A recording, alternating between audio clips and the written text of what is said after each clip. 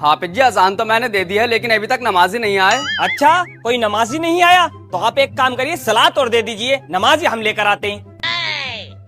हाँ भाई, सबसे बड़े जाहिल, नमाज का वक्त हो गया है, नमाज पढ़ना चल। हाफिज जी मैं ना पढ़ता हूँ नमाज, अभी तो मैं जवान हूँ, जब बुढ़ापा आगा तो पढ़ लूंगा। अरे सबसे बड़े जाहिल, तुझे बता तू बुढ़ापे तक जिएगा? सोच जाहिल सोच, अगर तुझे एक नमाज छोड़ने पर एक कोड़ा पड़ता तो अब तक तुझे कितने कोड़े पड़ते? 4775, 4776। इस हिसाब से तो मेरे कई हजार कोड़े पड़ रहे हैं और मुझसे न झेले जाएगा एक भी। मैं तो जा रही हूँ हाफिज जी नमाज पढ़ने। हाँ भाई हीरो, नमाज का टाइम हो गया है, चला नमाज पढ़ ले। हाफिज जी मेरे पास नहीं नमाज पढ़ने का टाइम, जितनी देर में नमाज पढ़ूंगा इतनी देर में ना कितने पैसे कमा लूंगा। अबे क्या सट्टेबाजी का काम करे है क्या कि जितनी देर में नमाज पढ़ेगा इतनी देर में लाखों कमा लेगा? हाफिज जी सट्टेबाजी का तो ना है, लेकिन है कुछ इस तरह गई। अरे जाहिल, तो फिर सोच, अगर तुझे तेरे अमाल के बदले पैसा मिलता तो फिर कितना मिलता?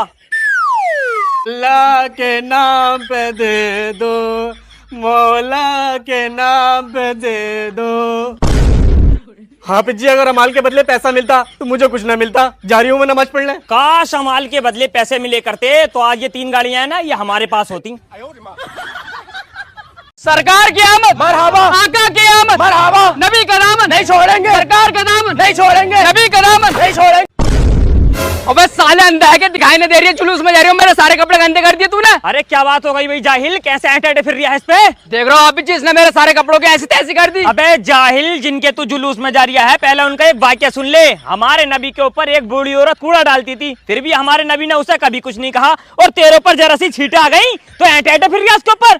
फिर भी यार हाफिज जी, इसने मेरे सारे कपड़ों की रेड़ मार दी, नया कुर्ता था मेरा। तो क्या हुआ, हमारे नबी को तो लोगों ने सताया था, पत्थर मारे थे, फिर भी हमारे नबी ने उन्हें कुछ नहीं कहा, बल्कि दुआएं दी। क्या कह रहा था तू अभी? नबी का दामन नहीं छोड़ेंगे, आका का दामन नहीं छोड़ेंगे। अबे पहले पकड़ तो ले दामन, जब ही तो छोड़ेगा। अबे जाहिल, मेरे नबी का फरमान है, अगर माफ करने से इज्जत घटे तो मुझसे ले लेना। ठीक है भाईजान, मैंने आपको माफ किया।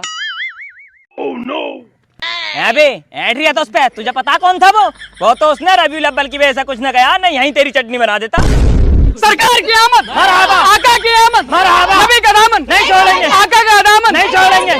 हाफिज जी बाहर कमेटी वाले खड़े हैं और आपको मस्जिद से निकालने की बातें कर रहे हैं। हाँ, मस्जिद से निकालने की बातें तो करेंगे ही। अब जाहिल, सैलरी बढ़ाने को कह दिया ना इनसे, चलो आने दो, देख लूंगा इन्हें भी।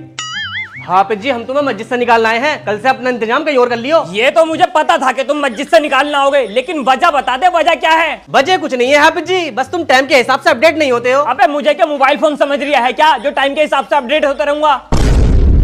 अरे हाफिज जी, इसका कहने का मतलब ये है कि आपका तबस्सुम ठीक नहीं है। तबस्सुम? अरे तेरी जाहिल, तलफ्फुज होता है वो, तलफ्फुज। पहले कहना तो सीख ले, तबस्सुम।